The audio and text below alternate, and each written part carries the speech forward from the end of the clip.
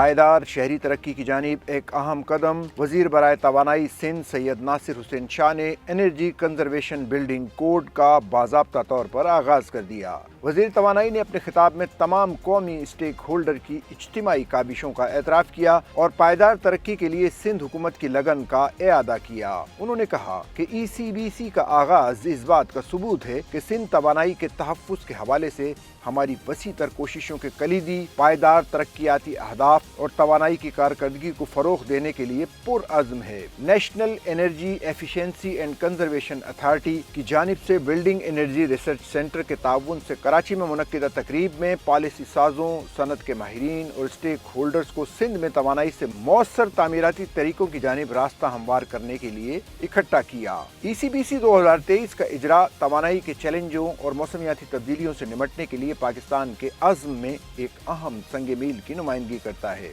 توانائی کی بچت کے لیے سخت معیارات قائم کرنے سے اس کوڈ سے عمارتوں میں توانائی کی طلب کو 30% تک کم کرنے کی امید ہے، جو ماحول اور معیشت دونوں کے لیے خاطر خواہ فوائد کی پیشکش کرتی ہے۔ تقریب کا آغاز نیکا کے منیجنگ ڈائریکٹر ڈاکٹر سردار معظم کے خطاب سے ہوا، جنہوں نے پاکستان کے توانائی کے مستقبل کے لیے ECC 2023 کے وسیع تر مضمرات پر روشنی ڈالی۔